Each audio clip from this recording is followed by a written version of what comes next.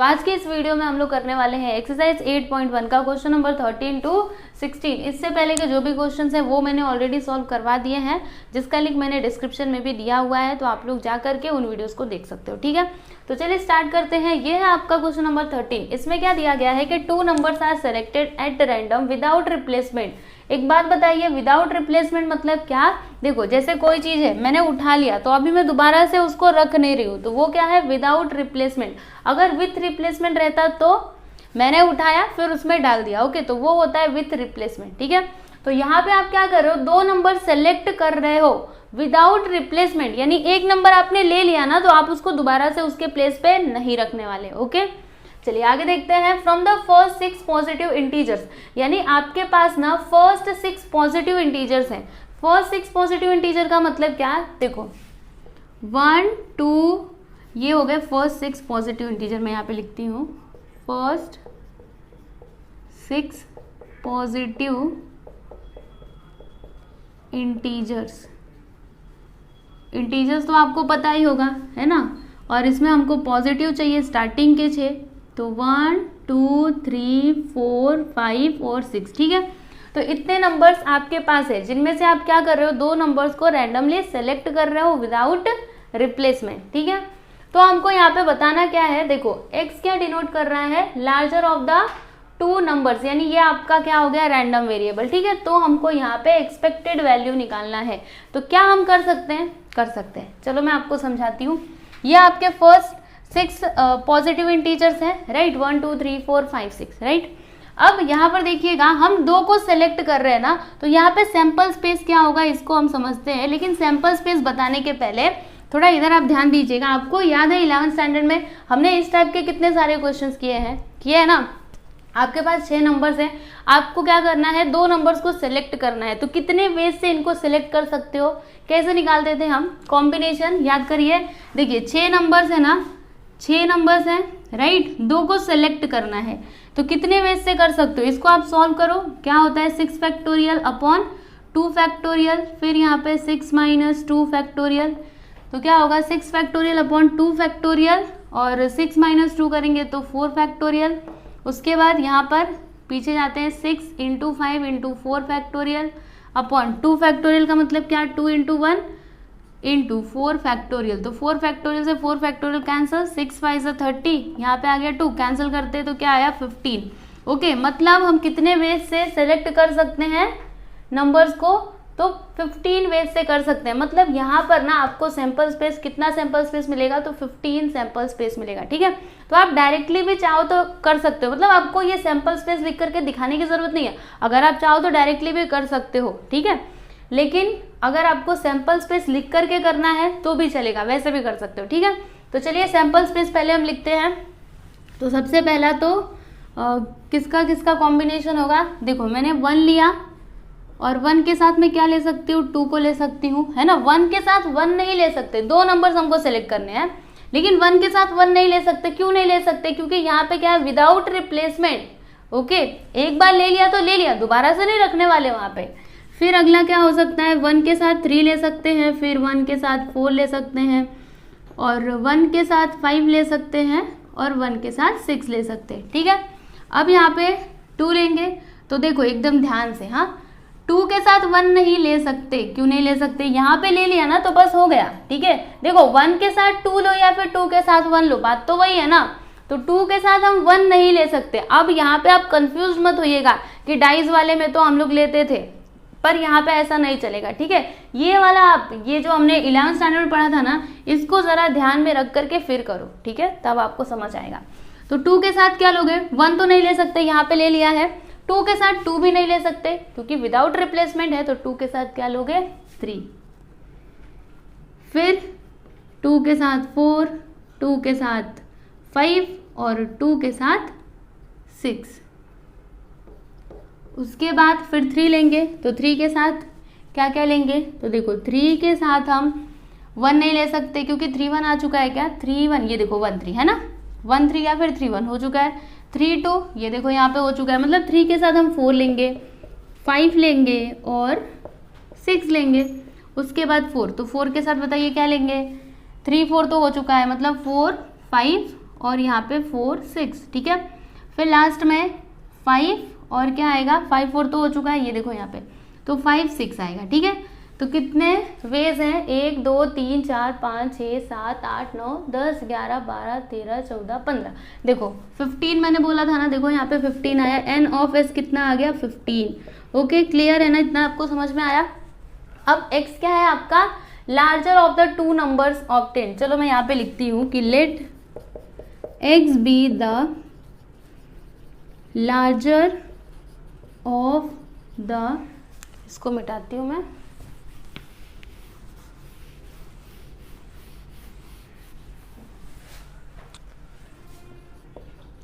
To numbers obtained.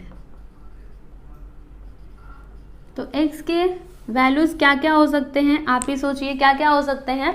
तो देखिए यहाँ पे क्या बोला है, larger of the two numbers obtain, यानी जैसे आपके पास दो नंबर्स है ना, तो इनमें से बड़ा कौन सा होगा। देखो जैसे 1 और 2 है, तो इनमें से बड़ा क्या है बताइए, 2, तो यहाँ पर लिख दिया 2, ठीक है। फिर दूसरे वाले में देखोगे तो 1 और 3, तो बड़ा कौन है स्टूडेंट, 3 है। मतलब x के कौन कौन से वैल्यूज हो सकते हैं, 1 नहीं हो सकता क्योंकि 1 तो सबसे छोटा है, वो बड़ा हो ही नहीं सकता। किसी भी नंबर के साथ आप उसको रख लो, 1 को 3 के साथ रखो, 4 के साथ रखो, 2 के साथ रखो, 1 तो बड़ा हो नहीं सकता, राइट। तो बड़े नंबर कौन कौन से होंगे, 2 होगा, 3 होगा, 4 होगा, 5 होगा और 6 होगा, ठीक है। तो ये सभी क्या हो गए, x के वैल्यूज हो गए। अब हम क्या करेंगे, तो प्रोबेबिलिटी निकालेंगे, फिर उसके बाद क्या करेंगे हम लोग, ये एक्सपेक्टेड वैल्यू निकाल पाएंगे, ठीक है। तो कैसे करना है, चलिए मैं आपको समझाती हूँ। देखिए हम लोग टेबल बना देते हैं यहाँ पे, हर बार की तरह कैसे टेबल बनाते हैं, यहाँ पे आ गया xi, मतलब रैंडम वेरिएबल, यहाँ पे आ गया pi, ठीक है ना। तो x के वैल्यूज कौन कौन से हैं, 2, तो 2 की प्रोबेबिलिटी क्या होगी ये हमको देखना पड़ेगा। तो 2 कहाँ पे आ रहा है, लार्जर, मतलब बड़ा आना चाहिए। मतलब देखो जैसे यहाँ पे 1 2 है ना, तो ये वाला हम लेंगे, ठीक है, ये वाला केस हम लेंगे, इसको नहीं लेंगे। जैसे 2 और 3 है तो इसको हम नहीं ले सकते क्योंकि 2 बड़ा होना चाहिए, ठीक है। तो कहाँ पे 2 बड़ा है, यहाँ पे, और कहीं पे है, ध्यान से देखो, और कहीं पे नहीं, इसी में है। मतलब एक ही केस है ना, एक ही कॉम्बिनेशन है ऐसा। तो यहाँ पर हम लिख देते हैं 1 अपॉन क्या लिखेंगे 15, तो ये हो गया इसका प्रोबेबिलिटी। समझ आ रहा है कैसे कर रही हूँ मैं, ओके। फिर उसके बाद हम लोग 3 लिखेंगे, तो 3 की प्रोबेबिलिटी कितनी है, मतलब लार्जर नंबर क्या होना चाहिए, 3 होना चाहिए। तो यहाँ पे देखो ये एक कॉम्बिनेशन हो गया, और कहाँ पे, ये देखो 2, और कहीं पे है क्या जिसमें 3 बड़ा हो, नहीं, और कहीं पे तो नहीं है। तो इसकी प्रोबेबिलिटी हो जाएगी 2/15, ठीक है। फिर उसके बाद है 4, तो 4 देखिए कहाँ पे बड़ा है, 4 ये देखो यहाँ पे 1 2 2 2 3, ओके, 3/15। फिर उसके बाद 5, तो 5 की प्रोबेबिलिटी कितनी है, 5 ग्रेटर होना चाहिए, ठीक है। तो 1 2 3 4 4, ठीक है। तो यहाँ पर लिख देते 4/15, और उसके बाद 6 ग्रेटर होना चाहिए। तो कहाँ कहाँ पे 6 ग्रेटर है, ये देखो 1 2 3 4 5, मतलब इसकी प्रोबेबिलिटी क्या हो जाएगी 5/15, ठीक है। तो अब हम क्या करेंगे, इन दोनों का मल्टीप्लाई करेंगे, क्योंकि हमको क्या निकालना है, एक्सपेक्टेड वैल्यू निकालना है ना। तो इसके लिए हमको एक और कॉलम बनाना पड़ेगा, xi into P I, right. तो मल्टीप्लाई करिए 2 इंटू 1/15, तो 2/15 हो जाएगा। 3 इंटू 2/15, तो 3 2 ज़ा 6/15 हो जाएगा। फिर उसके बाद 4 इंटू 3/15, तो 4 3 ज़ा 12/15। 5 इंटू 4/15 क्या हो जाएगा, 5 4 ज़ा 20/15, और फिर लास्ट में 6 5 ज़ा 30/15। ओके, समझ में आ रहा है, दिखाई दे रहा है ना, नीचे तक गया है पर आप देख पा रहे होंगे, है ना। अब क्या करेंगे हम, तो इस टेबल को थोड़ा अच्छे से बना देंगे और फिर इसका टोटल कर देंगे ये वाले कॉलम का, और इसका जो टोटल होगा ना वही आपका फाइनल आंसर होगा, ठीक है। तो चलिए इसका टोटल करते हैं। कैसे करोगे, हर एक के अपॉन में क्या है 15, देखो मैं यहाँ पे टोटल लिख रही हूँ, ठीक है, इसका टोटल, क्योंकि नीचे लिखूंगी ना फिर आपको दिखाई नहीं देगा, इसलिए मैं यहाँ पे लिख रही हूँ। तो अपॉन में 15 आएगा, हम लोग जानते हैं। अभी न्यूमरेटर में क्या आएगा, चलिए देखते हैं। 30 और 20 50, 50 और ये 12 कितना हो जाएगा 50, 62, 62 और 6 तो 68, 2 क्या हो जाएगा 70। तो यहाँ पे लिख देते हैं 70/15। ओके, तो ये आपका क्या हो गया टोटल ऑफ दिस, मतलब summation of xi into P I, right. आपको क्या बताना था, एक्सपेक्टेड वैल्यू, तो इसका फॉर्मूला आप लोग जानते हो, e of x which is equal to summation of xi into P I. तो कितना है 70/15, ठीक है। अब इसको सॉल्व करिए और आंसर निकालिए। तो कैसे कर सकते हैं, 15 से होगा क्या, 15 1 जा, और नहीं इससे 15 से नहीं कटेगा, ये मैं आपको बताती हूँ किससे कटेगा। 70 डायरेक्टली यहाँ पे करते हैं ना, 70 और ये 50, ठीक है। तो 15 4 जा 60, ओके। माइनस करते हैं, यहाँ पे 0, यहाँ पे 1, पॉइंट लगाया, 0 बढ़ाया। अब कितने टाइम में जाएगा, तो 6 जा 90, माइनस करते हैं, यहाँ पे 1, ठीक है। फिर से 0 बढ़ाएंगे, ओके 6 टाइम में ही जाएगा। यानी इसका आंसर आएगा तो आएगा क्या, 4.6666, ये आते ही रहेगा, है ना। तो एक काम करो, यहाँ पे 7 लिख दो, बस यही आपका क्या हो जाएगा, फाइनल आंसर। तो चलिए लिख देते हैं, यहाँ पर लिखेंगे therefore expected value is, expected value यानी कि ई ऑफ एक्स, है ना।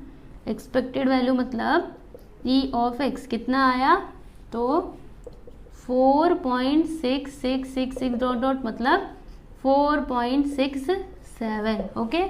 तो ये हो गया आपका फाइनल आंसर। तो इस प्रकार से आपको इस क्वेश्चन को सॉल्व करना है। आप लोग देख सकते हो इसका सॉल्यूशन। बस यहाँ पे क्या समझना इंपॉर्टेंट था, ये है ना, इसमें आप गड़बड़ किए तब तो पूरा गड़बड़ हो जाएगा, है ना। तो ये देखिए, ये है क्वेश्चन नंबर 13 का सॉल्यूशन। इसको लिखिए, फिर हम लोग आगे चलते हैं। यहाँ पर देखिएगा, ये है आपका क्वेश्चन नंबर 14। तो ये जो आपका क्वेश्चन है ना, ये बहुत ही ज़्यादा इजी भी है और इंटरेस्टिंग भी है। चलो समझते हैं।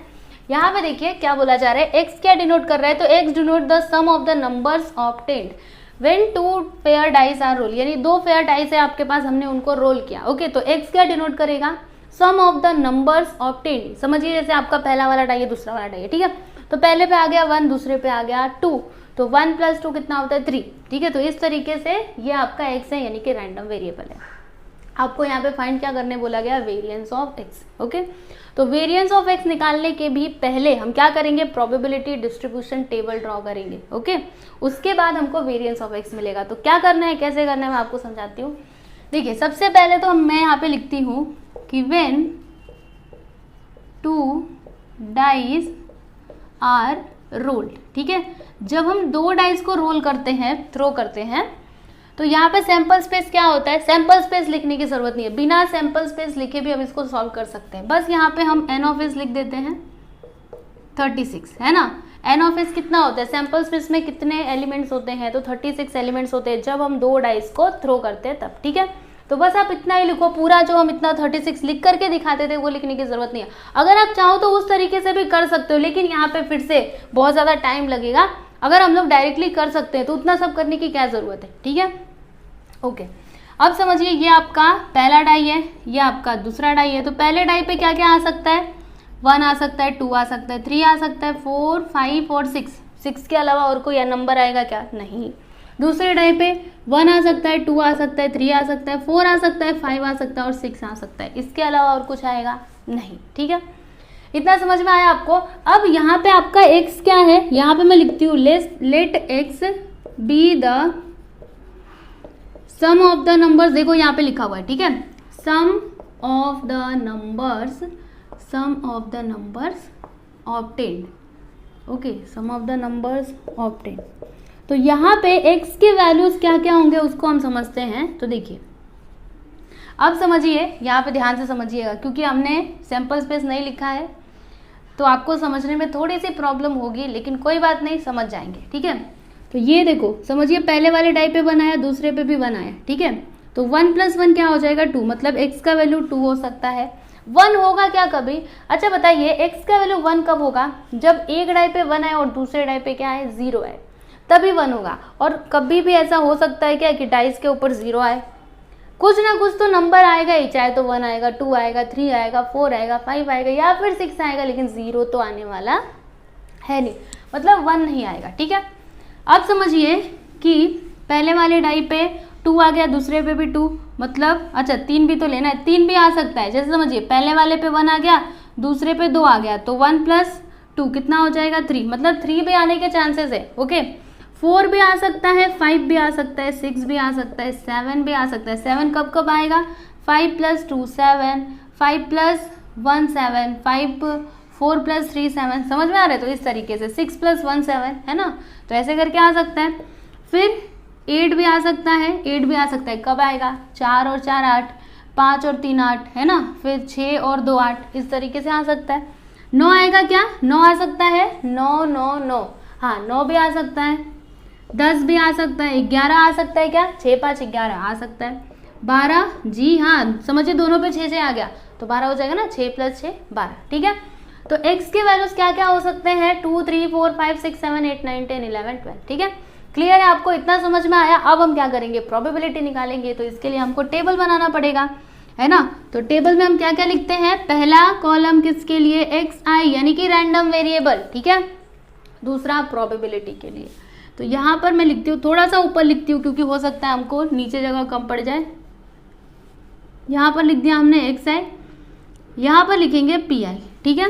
तो x के वैल्यूज क्या क्या हो सकते हैं? यहाँ पे देखो मैंने लिखा हुआ है, चलिए लिख देते हैं। 2 3 4 4 5 6 7 8 9 10 11 और ये रहा 12, ठीक है। अब हम हर एक की प्रोबेबिलिटी निकालेंगे। तो 2 की प्रोबेबिलिटी क्या होगी? देखिए 2 कब कब आ सकता है? जब पहले पे भी 1 आएगा, दूसरे पे भी 1 आएगा, तभी 2 आ सकता है ना। 2 मतलब 2 हो सकता है, जैसे 1 + 1 तभी जाकर 2 होगा ना, समझ में आ रहा है? 2 मतलब क्या? सम ऑफ द नंबर्स ऑफ 10, यानी दोनों डाइस के ऊपर जो नंबर्स हैं उनका सम कितना होना चाहिए? 2 होना चाहिए। तो कब होगा? जब दोनों ही डाइस पे 1 1 हो। देखो ये वाली कंडीशन होगी, यहाँ पे मैं आपको लिख करके बताती हूँ। कहाँ पे? यहाँ पे देखो, अगर इस पे भी 1 आए, इस पे भी 1, तभी जाके आपको 2 मिलेगा, यानी ये 2 आने के चांसेस कितने हैं? ओनली 1, है ना। तो यहाँ पे इसकी प्रोबेबिलिटी क्या हो जाएगी? 1/36। समझ में आया आपको? और कहीं पे 2 आ सकता है क्या? नहीं आ सकता, समझे? क्योंकि 1 + 1 2 होना चाहिए, मतलब ये दोनों का सम मिला करके 2 होना चाहिए। ऐसा नहीं कि अकेले 2 आए तो भी चलेगा, नहीं ऐसे नहीं चलेगा, ठीक है। अब दूसरा क्या है? 3। तो 3 कब कब आ सकता है? ध्यान से देखिएगा, समझिए। पहले वाले डाई पे 1 आ गया, दूसरे पे 2 आ गया, ठीक है। मतलब 1 और 2 आया तो ये 3 हो सकता है। या फिर आप ऐसे भी समझ सकते हो, इस पे 2 आया मतलब पहले वाले पे 2, दूसरे वाले पे 1, तो ये भी एक केस है। उसके बाद और कभी भी 3 आ सकता है क्या? सोचिए नहीं, और कभी भी 3 नहीं आ सकता। यही 2 कंडीशंस है जब 3 होगा, जैसे 1 + 2 3, 2 + 1 3, समझ में आया? तो ऐसे कितने केसेस है, कितने एलिमेंट है इस इवेंट के अंदर? कितने एलिमेंट है? तो 2। तो इसकी प्रोबेबिलिटी क्या हो जाएगी? 3 आने की प्रोबेबिलिटी क्या होगी? 2/36। अपॉन में 36 क्यों लिखा? क्योंकि n(s) कितना है? 36। तो यहाँ पर मैं क्या लिखूंगी? 2/36, ठीक है ना। समझ आ रहा है क्या? अब 4 आने की प्रोबेबिलिटी क्या होगी, इसको हम समझते हैं। तो 4 कब आएगा? जब पहले पे भी 2 आ जाएगा, दूसरे पे भी 2, यानी कि इस तरीके से। यहीं पे लिखती हूँ मैं, देखो 2,2, ठीक है। तब हमको 4 मिल सकता है। और कब 4 मिलेगा? जब इस पे 3 आए और दूसरे पे 1 आए, तब हमको 4 मिलेगा, क्योंकि 3 और 1 4 होता है। या फिर ऐसा भी हो सकता है, जब पहले पे 1 दूसरे पे 3 आए, तब हमको क्या मिलेगा? 4 मिलेगा। और कभी भी 4 मिल सकता है क्या? सोचिए नहीं, यही कॉम्बिनेशन है, इसके अलावा और कोई है ही नहीं, ठीक है। तो इसकी प्रोबेबिलिटी कितनी हो जाएगी? 4 आने की प्रोबेबिलिटी क्या होगी? 3/36, 3/36, ठीक है। क्लियर है? अब 5 की बात करेंगे। तो 5 कब कब आ सकता है? सोचिए जरा, दिमाग लगाइए। तो देखिए 5 कब आएगा, मैं आपको समझाती हूँ। देखो जब पहले पे 2 आया, समझिए पहले डाई पे 2, ठीक है, और दूसरे पे 3, तब हमको 5 मिल सकता है। या फिर इसी का उल्टा कर दो, पहले पे 3 दूसरे पे 2, तब हमको 5 मिल सकता है। और कभी भी 5 मिलेगा क्या? जी हाँ मिलेगा ना। 4 और 1 भी 5 होता है, 1 और 4 भी 5 होता है। और कभी भी 5 हमको मिलेगा? सोचिए मिलेगा? नहीं, यही 4 केसेस ही हैं, 4 ही कॉम्बिनेशन है, ठीक है। तो इसकी प्रोबेबिलिटी क्या हो जाएगी? 4/36, ठीक है ना। समझ आ रहा है? अब 6 आने की प्रोबेबिलिटी कितनी है? तो 6 कब कब आ सकता है? तो देखो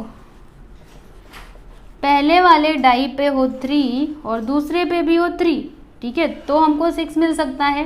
या फिर दूसरा केस ये भी हो सकता है, देखो आपको मैं बताती हूँ, पहले पे 4 दूसरे पे 2 तो भी 6 हो सकता है, या फिर ऐसे भी तो हो सकता है, इसी का उल्टा कर देते हैं, 2 और 4 तो भी हमको 6 मिल सकता है ना।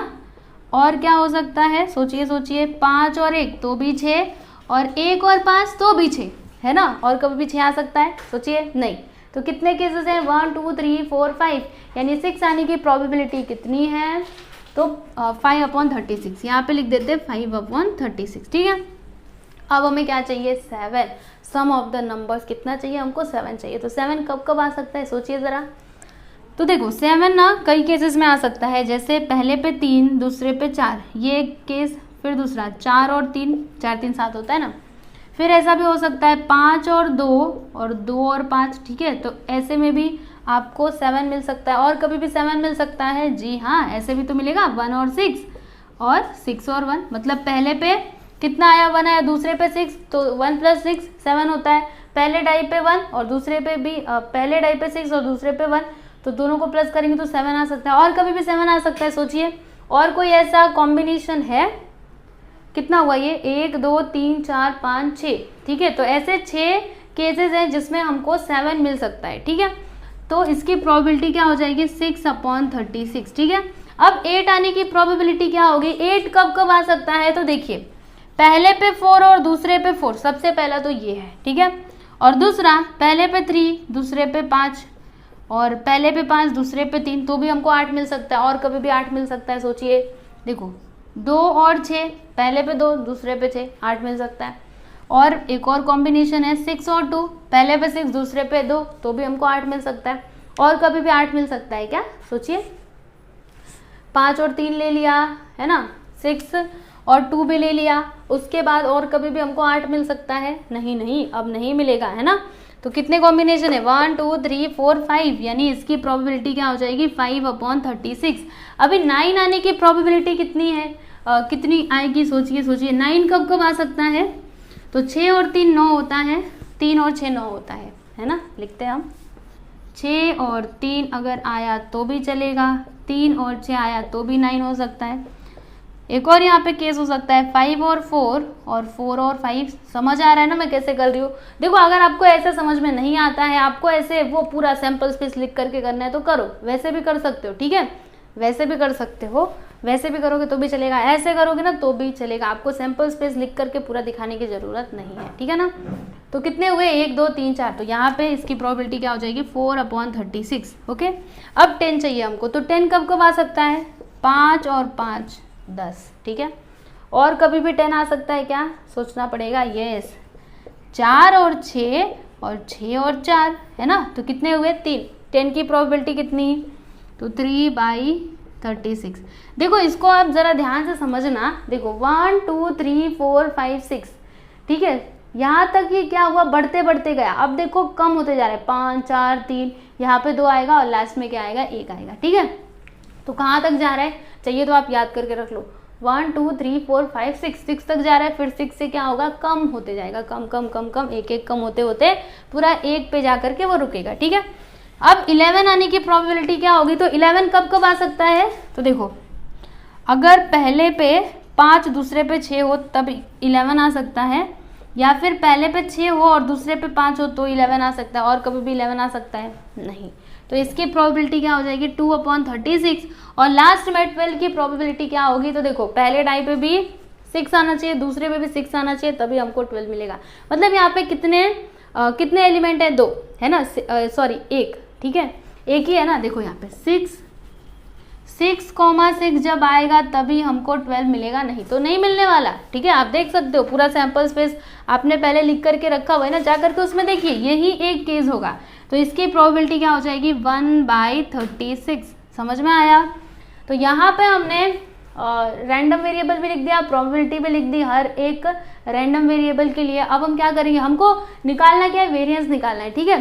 तो और आप सोचिए हमको यहाँ पे किसका किसका कॉलम बनाना पड़ेगा, तो देखो वेरिएंस जब हम निकालते हैं तो हमको एक्सपेक्टेड वैल्यू भी चाहिए होता है। एक्सपेक्टेड वैल्यू मतलब क्या, summation of xi into P I, यानी हम यहाँ पे कॉलम बनाएंगे किसके लिए, summation of xi into P I. तो चलिए लिखते हैं, यहाँ मैं लिखूंगी x i into P I, और फिर एक और कॉलम बनाएंगे, वो किसके लिए, एक्स आई स्क्वायर के लिए, क्योंकि हम वेरिएंस निकाल रहे हैं, ठीक है। तो इसके लिए हमको ये कॉलम बनाना पड़ता है, और फिर अगला कॉलम किसके लिए बनेगा, x I square into P I. बस इतने ही कॉलम्स आपको बनाना है, ठीक है। इतने में आपका ये सम कंप्लीट हो जाएगा, ठीक है। तो क्या करना है इसमें, आपको क्या करना है, इन दोनों का मल्टीप्लाई करते जाना है। तो चलिए करते हैं। 2 इंटू 1/36 क्या हो जाएगा, 2/36, राइट। फिर यहाँ पर 3 इंटू 2/36, तो 6/36। अच्छा, ये सब लिखने से पहले मैं एक काम करती हूँ, यहाँ पे ना पूरा इसको टेबुलर फॉर्म में लिख लेती हूँ, ठीक है, ताकि हमारे जो वैल्यूज़ है ना ऊपर नीचे ना हो, नहीं तो फिर गलत हो सकता है ना। इसलिए मैं जाती हूँ पहले ना टेबल बना लेती हूँ। तो आप भी बनाइए, मैं भी बनाती हूँ। तो यहाँ पर देखिए मैंने ये टेबल प्रॉपरली ड्रॉ कर लिया है, आप लोग भी अच्छे से ड्रॉ कीजिएगा स्केल की हेल्प से, ओके। तो अब हमको बताना है कि ये वाले कॉलम में क्या आएगा। तो चलिए देखते हैं, x i into P I, यानी इन दोनों का मल्टीप्लाई करके जो आएगा वो हम यहाँ पे लिखते जाएंगे। तो 2 इंटू 1/36, 2/36 हो जाएगा, राइट। फिर 3 इंटू 2/36, 3 2 सा क्या होता है 6, 6/36।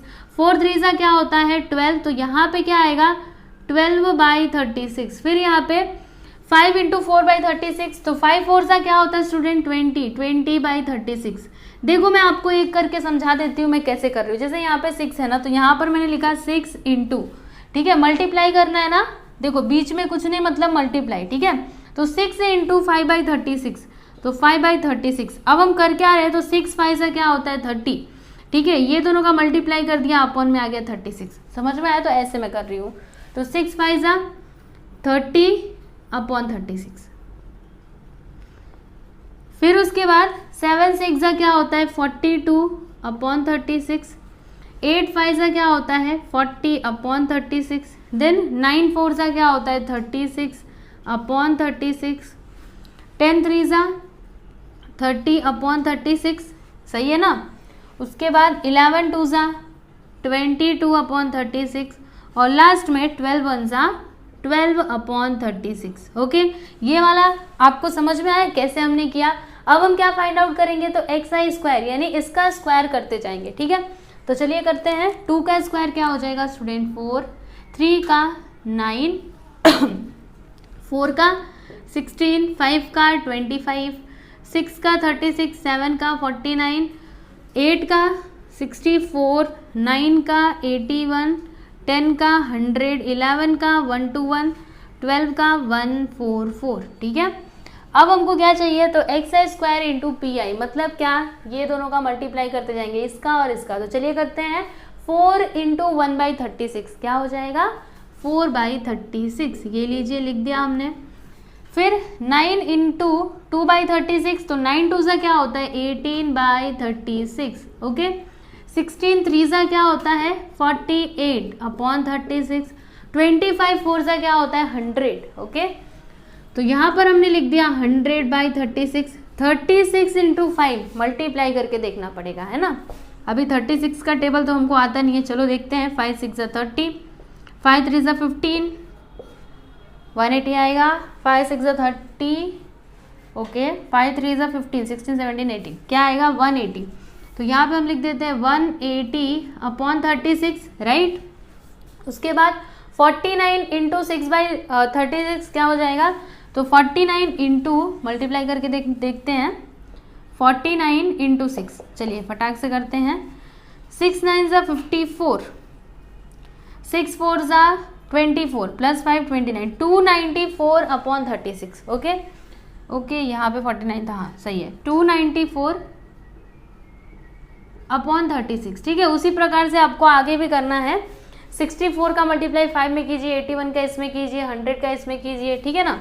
तो 64 का करते हैं, तो देखो क्या आएगा 5 4 से 20, फिर 5 6 से 30, 32, यहाँ पे आ गया 2, सॉरी यहाँ पे 32 आएगा, 320, ओके /36। फिर उसके बाद यहाँ पर 81 इंटू 4/30, तो 4 1 सा 4, और 8 4 सा कितना होता है 32, ओके। तो यहाँ पे 32, राइट। यहाँ पे भी 32 आया था। 5 4 ज़ा 20, 5 6 ज़ा 30, हाँ 32 आया था। यहाँ पे 324/36, ठीक है। फिर यहाँ पे 100 इंटू 3/36 क्या हो जाएगा 300/36। राइट। उसके बाद यहाँ पर 121 अपॉन 121 इंटू 2/36, तो दोनों का मल्टीप्लाई करते हैं, 2 1 ज़ा 2, 2 2 ज़ा 4, 2 1 ज़ा 2, 242, ये 4 है, 42 अपॉन 36 आ जाएगा। फिर इसका करते हैं तो 144 इंटू 1/36, तो यहाँ पर आ जाएगा 144 अपॉन 36, ठीक है। इतना आपको समझ में आया। अब आपको करना क्या है, तो देखिए इस कॉलम का टोटल करिए और इस कॉलम का टोटल करिए, क्योंकि अगर हमको वेरिएंस चाहिए ना, तो ये जो आपका कॉलम है ना, इसका हमको क्या चाहिए, टोटल चाहिए, ठीक है।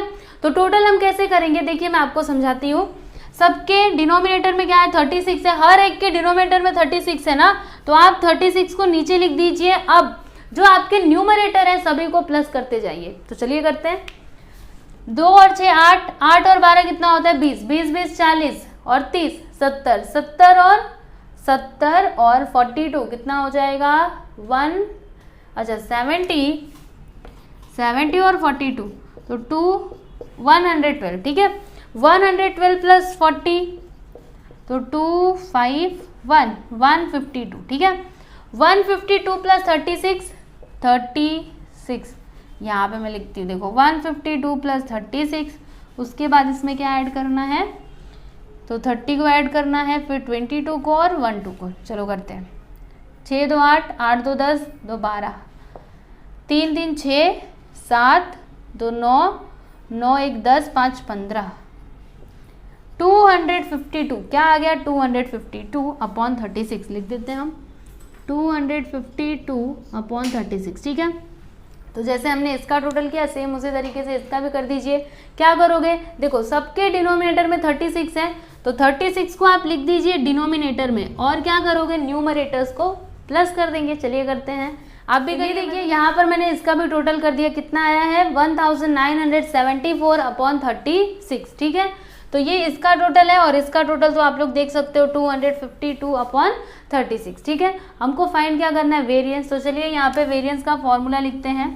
वेरिएंस का फॉर्मूला मैंने आप लोग को बताया था, variance of X is equal to क्या होता है फॉर्मूला, यहाँ पे क्या आता है ई, फिर ब्रैकेट में एक्स और इसका स्क्वायर, राइट, यही आता है ना, फिर माइनस यहाँ पे स्क्वायर ब्रैकेट आता है, उसके बाद ई ऑफ एक्स, फिर जाके यहाँ पे ब्रैकेट क्लोज हो जाता है और इसका स्क्वायर। इसका मीनिंग क्या हुआ, summation of x I square into P I minus, इसका मीनिंग क्या हुआ, summation of x i into P I और इसका स्क्वायर, ठीक है। तो हमारे पास इसका वैल्यू भी है और इसका भी वैल्यू है, तो क्या करेंगे, दोनों वैल्यूज को पुट कर देंगे। तो चलिए करते हैं, यहाँ पर मैं करती हूँ, देखो इसका वैल्यू कितना आया है, यहाँ से लो 1974 अपॉन 36, चलिए लिखते हैं,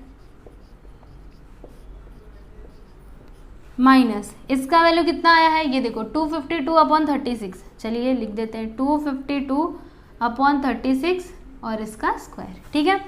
इतना समझ में आया। अब हम क्या करेंगे, तो इसको कैंसिल करने की कोशिश करते हैं और इसको भी कैंसिल करते हैं, तो ये दोनों कैंसिल होंगे, तो होंगे किससे, तो इसको हम लोग 30 किससे कैंसिल करें, 6 से कैंसिल करते हैं, ठीक है।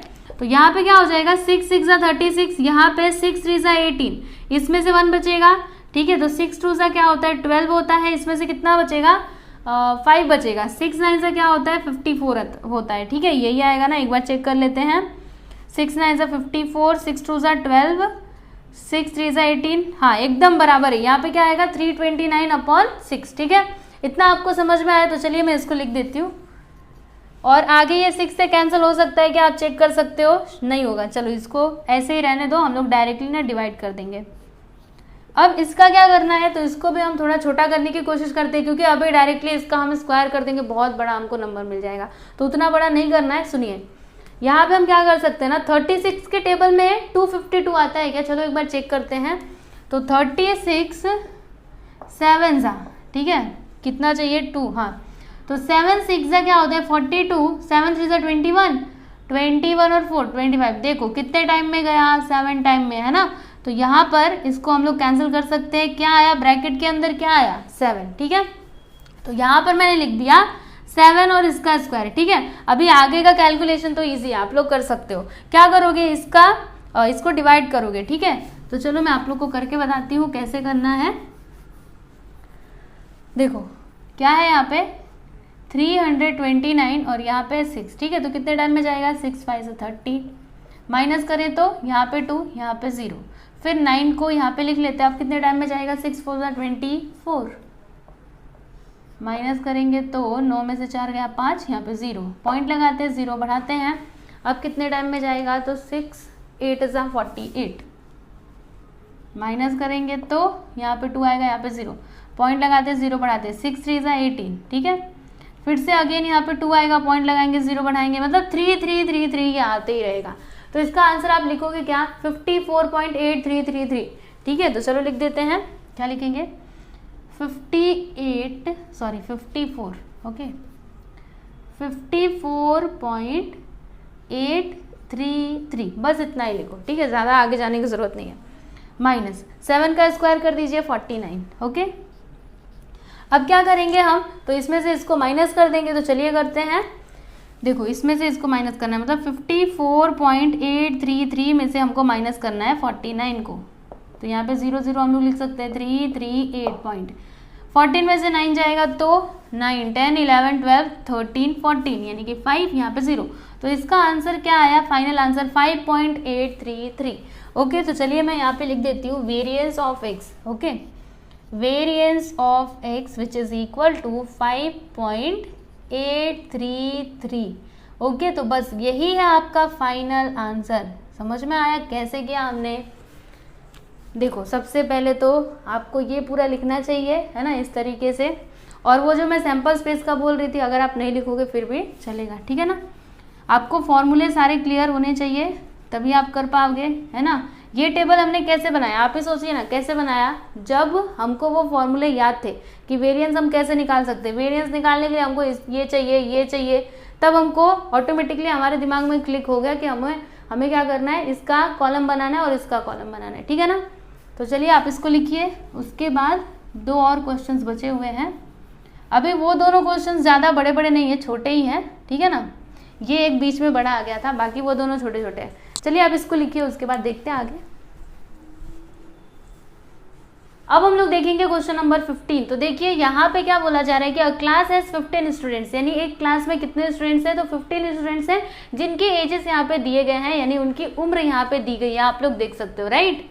समझ में आया। उसके बाद नीचे क्या बोला जा रहा है कि if X denotes the age of a randomly selected students, find the probability distribution of X, find the mean and variance of X. तो इसको आप बड़े ही ध्यान से समझिएगा। यहाँ पे आपको 3 चीजें फाइंड आउट करनी है। कौन कौन सी, प्रोबेबिलिटी डिस्ट्रीब्यूशन, उसके बाद आपको मीन बताना है यानी कि एक्सपेक्टेड वैल्यू, और आपको क्या बताना है, वेरिएंस ऑफ एक्स बताना है, ठीक है। तो ये जो यहाँ पे उम्र दी गई है ना, इनको हम क्या करेंगे, ऐसे लिख लेंगे, ठीक है। कैसे लिखेंगे, एक लाइन वाइज करके लिखेंगे। जैसे आप लोग यहाँ पे देख सकते हो, देखो 14 के बाद क्या है 17, फिर 15। अगर देखा जाए तो 14 के बाद 15 होना चाहिए था ना, मतलब इसको हम क्या करेंगे ना, असेंडिंग ऑर्डर में लिख लेंगे, ठीक है। तो चलिए लिखते हैं यहाँ पे, ये जो इनकी उम्र यहाँ पे दी गई है इसको हम लिख लेते हैं। तो सबसे छोटा यहाँ पे नंबर कौन सा है, 14, तो यहाँ पर लिख देते हैं 14, ठीक है।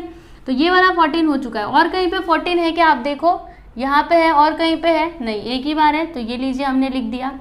उसके बाद क्या करेंगे, देखो जब भी ऐसा क्वेश्चन आया ना आपके सामने, तो आप सबसे पहले उसको एक काम किया करो, जैसे मैं लिख रही हूँ ना असेंडिंग ऑर्डर में, आप ऐसे ही लिख लिया करो, ठीक है। तो ये 14 हो गया। उसके बाद 15, तो ये रहा 15, और कहीं पे है क्या 15, देखते जाइए, और कहीं पे नहीं है, तो ये बस एक ही बार है। उसके बाद 16 है क्या, ये देखो 16 यहाँ पे है और यहाँ पर है, राइट, और कहीं पे है नहीं, तो 16 2 बार है, तो 2 बार लिख लेते हैं। उसके बाद 16 के बाद 17, तो 17 1 2 3, और कहीं पे है 17 नहीं, तो 1 2 और ये 3 बार लिख दिया। 17 के बाद क्या आता है 18, तो 18 है क्या, देखिए ध्यान से देखिएगा, 18 ये रहा 18, राइट, तो इसको हम लिख लेते हैं। उसके बाद 18 के बाद क्या आता है 19, तो 19 कहाँ पे है, यहाँ पे है, 1 2 बार है, तो 19 और 19, ठीक है। अब 19 के बाद क्या आता है 20 आता है, तो 20 कहाँ पे है, ये देखिए यहाँ पर और यहाँ पर, यानी 3 बार है, तो लिखते हैं 20 और ये रहा 20 के बाद क्या आता है 21, तो 21 है क्या, देखते जाइए, ये देखिए यहाँ पे ये हो गया 21, ठीक है।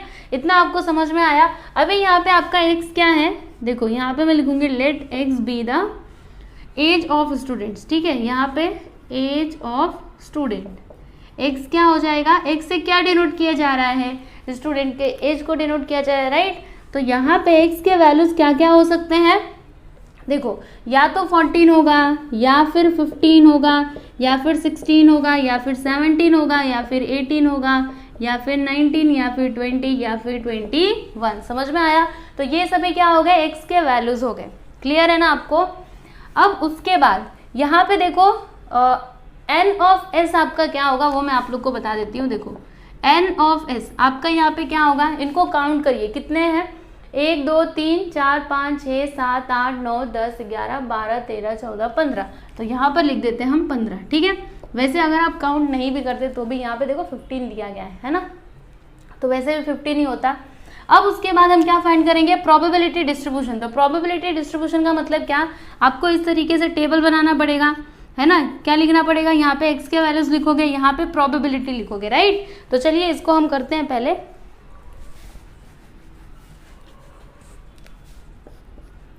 या फिर सुनिए ये आप लोग कर लेना, हाँ, ये जो प्रोबेबिलिटी डिस्ट्रीब्यूशन है ना, प्रोबेबिलिटी डिस्ट्रीब्यूशन, ठीक है,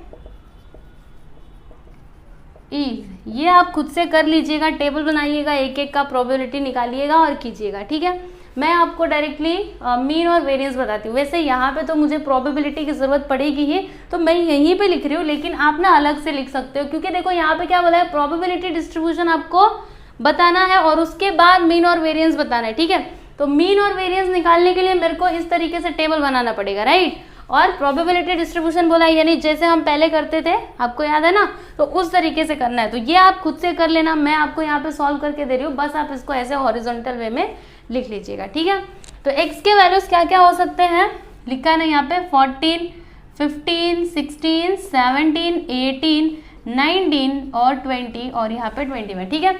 तो 14 की प्रोबेबिलिटी क्या होगी, देखिए इसमें देखिएगा 14 कहाँ पे, यहाँ पे और यहाँ पे 2 बार है, ठीक है। तो इसकी प्रोबेबिलिटी क्या हो जाएगी 2/15। चलिए लिख देती हूँ मैं यहाँ पे 2/15। 15 की प्रोबेबिलिटी क्या होगी, तो 15 बस एक ही बार है, तो क्या हो जाएगा यहाँ पे 1/15।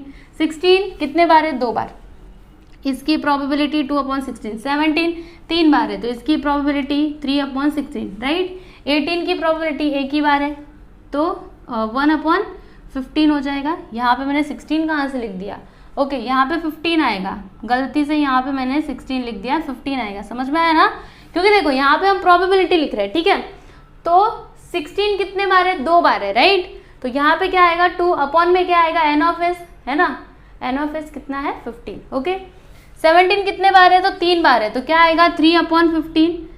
18 कितने बार है, एक ही बार है, तो यहाँ पे क्या आएगा 1/15। और 19 कितने बार है, तो 19 2 ही बार है, तो यहाँ पे इसकी प्रोबेबिलिटी क्या हो जाएगी 2/15। 20 कितने बार है, 1 2 3 3 बार है, तो यहाँ पर लिख देंगे 3/15। और 21 कितने बार है, एक ही बार है, तो यहाँ पर लिख देंगे 1/15। समझ में आया आपको। अब हमको क्या निकालना है, मतलब किसका कॉलम बनाना है, तो इसका xi इंटू पी आई, यानी ये दोनों को मल्टीप्लाई करके हमें लिखते जाना है। तो चलिए लिखते हैं 14 इंटू 2/15। तो क्या होगा, मल्टीप्लाई करेंगे, 14 2 से क्या होता है स्टूडेंट 28/15। 15 इंटू 1/15 क्या हो जाएगा, 15 1 से 15, तो यहाँ पे लिखते हैं 50/15। उसके बाद 16 इंटू 2/15, तो 16 2 से क्या होता है 32/15। फिर उसके बाद 17 इंटू 3/15, तो 17 3 से क्या होता है 51/15। फिर 18 1 सा 18/15। 19 2 सा क्या होता है 38 होता है, राइट, यही होता है ना, हाँ यही होता है,/15। फिर 20 इंटू 3/15, 23 सा 16, 60/15। उसके बाद 21/15। समझ में आया आपको। अब हम क्या करेंगे, तो xi का स्क्वायर करते जाएंगे। चलिए सबका लाइन से स्क्वायर करते जाते हैं। तो 14 का स्क्वायर क्या होता है 196 होता है, आपको पता है बहुत अच्छे तरीके से, 20 तक तो आपको आता ही होगा, है ना, नहीं आता है तो याद करके रख लीजिए, ठीक है। 196। 15 का क्या होता है 225, यस। अब यहाँ पे 16 का क्या होता है 256, यही होता है ना।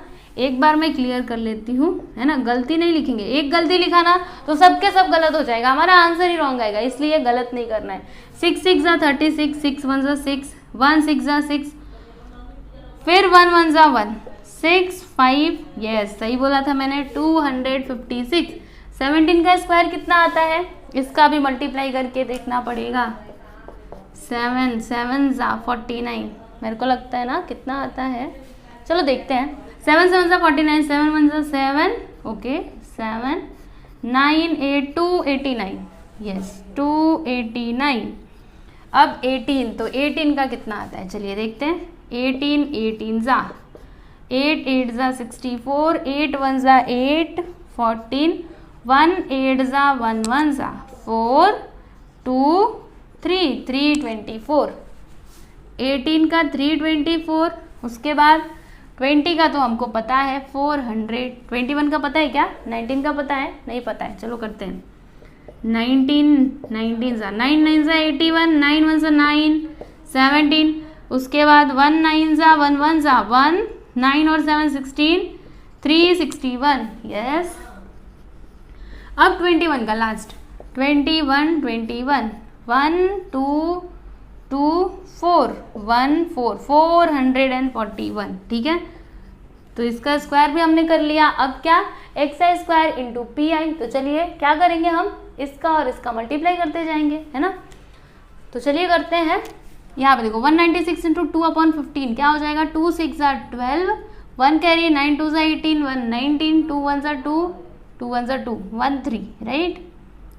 392/15, ओके। उसी तरीके से आपको सब में करना है। 1/15 इंटू 225, तो 225/15, फिर 225 2/15 इंटू 256, ठीक है। चलिए मल्टीप्लाई करते हैं। 2 6 जा 12, 2 5 जा 10, 1 11, 2 2 जा 4 1 5, 512/15। उसके बाद 289 इंटू 3/15, तो 3 का मल्टीप्लाई करते हैं। 9 3 जा 27, ओके। 8 3 जा 24, 25 26, ओके। 3 2 जा 6 7 8 8 67/15, 324 इंटू 1/15, तो 324/15, 361 इंटू 2/15, तो मल्टीप्लाई करते हैं। 2 1 जा 2, 2 6 जा 12, 2 3 जा 6 1 7, 722/15, फिर 400 इंटू 3, 4 3 जा 12, 1200/15, राइट। फिर यहाँ पे 441/15। अब क्या करना है बताइए, तो इसका टोटल नहीं करना है, इसका नहीं करना है, इसका टोटल करना है, इसका भी नहीं करना है, इसका टोटल करना है, ठीक है। तो चलिए अभी हम लोग टोटल भी कर लेते हैं। तो आप प्लीज़ थोड़ा ये खुद से ट्राई करो, ठीक है। इसका आंसर आप खुद से निकालो प्लीज़, और इसका भी, ठीक है। तो चलो मैं भी करती हूँ, आप भी करिए। तो यहाँ पर देखिए इसका टोटल कितना आता है 263/15, और इसका टोटल कितना आता है 4683/15, ओके। अब हम क्या करेंगे, एक्सपेक्टेड वैल्यू और वेरिएंस निकालेंगे। तो देखिए मैं इसको मिटा रही हूँ और यहीं पे मैं एक्सपेक्टेड वैल्यू और वेरिएंस कैलकुलेट करूँगी। यहाँ से मैं लाइन खींच देती हूँ। आप कैसे लिखोगे, पहले ये लिखोगे, फिर ये टेबल, ठीक है, और फिर बाद में इसको करना। हाँ, टेबल के नीचे, मेरे पास जगह नहीं है तो मुझे इधर ही करना पड़ेगा ना। सबसे पहले एक्सपेक्टेड वैल्यू निकालेंगे, यानी ई ऑफ एक्स, ठीक है, मतलब मीन। देखो मीन दिया है, मीन मतलब क्या है, एक्सपेक्टेड वैल्यू, ओके। फॉर्मूला आपको पता है, summation of x i into P I. तो summation of x i into P i कितना आया है 263/15। अभी इसको ना आप डिवाइड करके देखो कितना आता है। 263 15 15 1 जा 15 2 जा, ज़्यादा हो जाएगा, 15 1 जा 15, यहाँ पे 1 यहाँ पे 1, ठीक है। 3 को भी लिख लिया। आप कितने टाइम में जाएगा, सोचिए सोचिए कितने टाइम में। तो 15 7 जा 7 5 जा 7 5 35, 7 7 105, ठीक है। अब उसके बाद माइनस करते हैं, तो 13 में से 5 जाएगा तो 8, यहाँ पे 0 यहाँ पे 0, ठीक है। पॉइंट लगाते हैं, 0 बढ़ाते हैं। आप कितने टाइम में जाएगा सोचिए, तो 5 टाइम में जाएगा, 17 5 जा, ठीक है, 75, राइट। अब माइनस करेंगे तो यहाँ पे 5 यहाँ पे 0, ओके। फिर से हमने यहाँ पे 0 बढ़ा दिया। अब 15 4 जा नहीं 15 3 जा, ठीक है, 3 बार में जाएगा। फिर से माइनस करेंगे तो 5 यहाँ पे 0 और 0 बढ़ा देते हैं, मतलब अब ना ये 3 3 आते जाएगा, ठीक है। तो आपको मीन क्या मिलेगा, देखो मैं आपको बताती हूँ, 17.533, ठीक है। तो ये हो गया आपका एक्सपेक्टेड वैल्यू। अब आपको वेरिएंस निकालना है, तो चलिए इसी के नीचे हम लोग वेरिएंस भी कैलकुलेट करेंगे। तो वेरिएंस कैसे कैलकुलेट करोगे, फॉर्मूला लिखो। ये तो पहला था एक्सपेक्टेड वैल्यू, दूसरा हमको वेरिएंस ऑफ एक्स निकालना है। फॉर्मूला क्या है, summation of x I square into P I minus क्या आता है, summation of x i into P I और फिर इस पूरे का स्क्वायर। ठीक है, वैल्यूज रखो।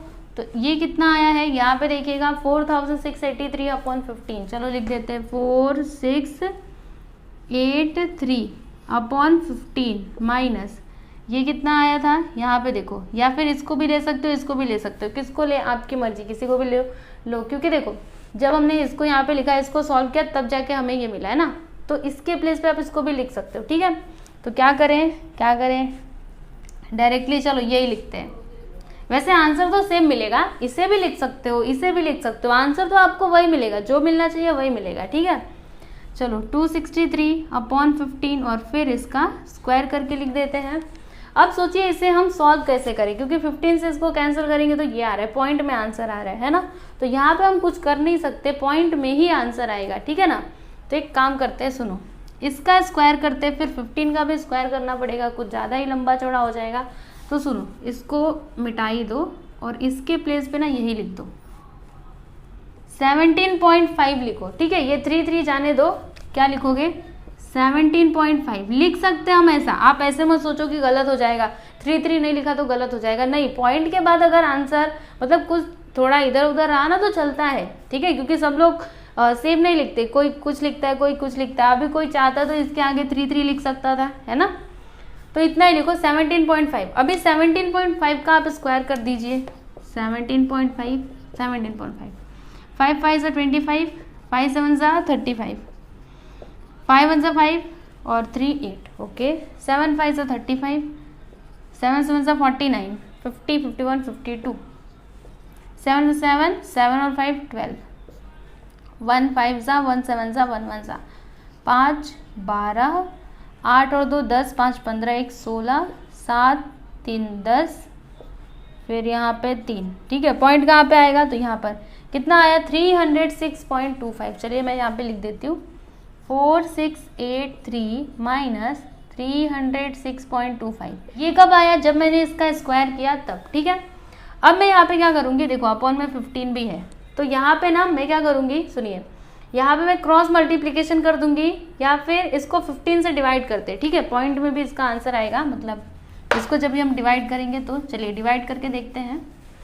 15 यहाँ पे लिखेंगे 15 और यहाँ पे 4683। ठीक है, अब कितने टाइम में जाएगा, तो 15 3 ज़ा 45, माइनस करेंगे 1, यहाँ पे 0, 8 को लिख लिया, 15 1 ज़ा 15, माइनस करने पे 3 आता है, फिर 3 को लिख लिया, 15 2 ज़ा 3 आ गया, पॉइंट लगाते हैं, 0 बढ़ाते हैं, 15 2 ज़ा ओके 312.2 है ना, वही आएगा। तो यहाँ पर क्या आएगा, देखो इसके प्लेस पे जब मैंने इसको सॉल्व किया तो मुझे आंसर क्या मिला, 312.2। ठीक है, इतना समझ में आया। अब लास्ट में आपको आंसर मिलने वाला है, बस 1 मिनट का और इंतज़ार कर लीजिए। क्या करेंगे, इसमें से इसको घटाना है, माइनस करना है। ठीक है, तो चलिए यहीं पे मैं करती हूँ। देखो अभी हमारे पास ज़्यादा जगह नहीं है, तो इसी में जो करना है करना पड़ेगा, है ना। तो क्या है, 312.2 माइनस करना है 306.25 को। अब बताइए क्या करना पड़ेगा, पॉइंट का माइनस तो आपको आता है, यहाँ पे 0 बढ़ा देंगे, 10 में से 5 गया 5, 11 में से 2 जाएगा 9, क्योंकि 9 10 है, 9 10 11 बराबर है, एकदम सही है।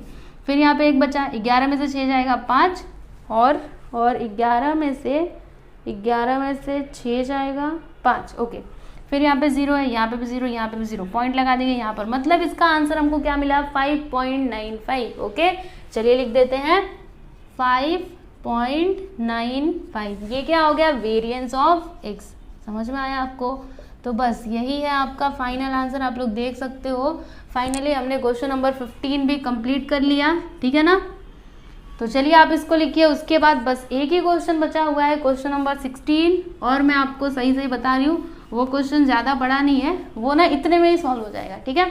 तो चलिए आप इसको लिखिए और फिर मैं आगे चलती हूँ। यहाँ पर देखिएगा, ये है आपका क्वेश्चन नंबर 16। तो चलिए इसको भी हम समझते हैं। 70% of the members favour and 30% oppose a proposal in a meeting. समझिए एक मीटिंग हो रहा है जिसमें ना एक प्रपोजल है, यानी कि कोई तो एक प्रस्ताव है, ठीक है, जिससे ना 70% ऐसे मेंबर्स हैं जो उससे क्या है एग्री करते हैं, यानी वो उसके फेवर में है, ठीक है, और 30% उसके अपोजिट में है, उसका विरोध कर रहे हैं, ठीक है। अब आगे देखिए, the random variable X takes the value 0 if a member oppose the proposal, यानी जब मेंबर उस प्रपोजल के अपोज में होंगे, उसके विरोध में होंगे, तो फिर एक्स का वैल्यू क्या होगा, यानी कि रैंडम वेरिएबल क्या होगा 0। तो देखो एक्स के वैल्यूज क्या क्या हो सकते हैं, 0 हो सकता है, और क्या हो सकता है आगे देखिए, the value 1 if a members in favour, यानी जब मेंबर्स किस में होंगे, फेवर में होंगे, तो फिर यहाँ पे वैल्यू क्या होगा, एक्स का 1 होगा, ठीक है। तो x के पास दो ही वैल्यूज होंगे 0 और 1, ओके। अब हम क्या करेंगे, तो एक एक की प्रोबेबिलिटी निकालेंगे, राइट। हमको फाइंड क्या करना है, e ऑफ x, यानी कि एक्सपेक्टेड वैल्यू और वेरिएंस। तो हमारे पास क्या क्या होना चाहिए, प्रोबेबिलिटी और रैंडम वेरिएबल होना चाहिए ना, टेबल तो फॉर्म करना ही पड़ेगा। तो चलिए करते हैं, यहाँ पे हम फाइंड करेंगे probability when x is equal to 0। x is equal to 0 का मतलब क्या, 30% किस में रहेंगे, अपोजिट में रहेंगे, उसका विरोध करेंगे, ठीक है, 30% अपोज, ठीक है, मतलब उस प्रपोजल का विरोध कर रहे होंगे। तो इसकी प्रोबेबिलिटी क्या होगी, तो देखिए यहाँ पे क्या है 30, तो यहाँ पे हम लिख देते हैं 30, ठीक है, अपॉन में क्या आएगा 100, क्योंकि देखो 100 में से 100% मेंबर्स हैं, जिसमें से 30% मेंबर्स क्या कर रहे हैं, उसका विरोध कर रहे हैं, राइट। तो उसकी प्रोबेबिलिटी यही होगी ना। अब इसको थोड़ा सिंप्लीफाई करके लिखते हैं, 0 0 कैंसिल, यानी 3/10, ठीक है। तो ये क्या है, probability when x is equal to 0। अब हम क्या निकालेंगे, probability when x is equal to 1, right.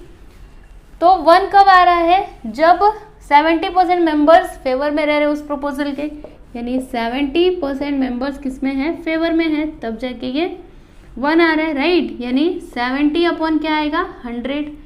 अब इसको थोड़ा सिंप्लीफाई करते, 0 0 कट गया, यानी क्या आएगा यहाँ पे 7/10, ठीक है, क्लियर है ना। अब हम इसको टेबुलर फॉर्म में लिख देते हैं। देखिए यहाँ पे क्या लिखेंगे, xi, यहाँ पे pi, तो xi क्या हो जाएगा 0 और 1, pi क्या होगा, प्रोबेबिलिटी क्या है 3/10, और 1 की प्रोबेबिलिटी 7/10। थोड़ा नीचे लिखते हैं, जगह है तब क्या, यहाँ पे 1, यहाँ पे 7/10, ठीक है।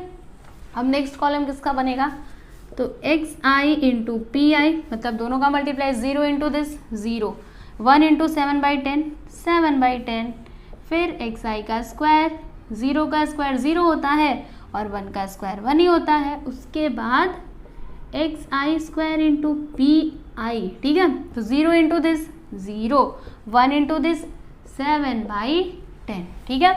अब टोटल कर देंगे, तो किसका किसका, इसका नहीं, इसका नहीं, इसका नहीं, इसका टोटल 7/10 और इसका भी टोटल 7/10, राइट।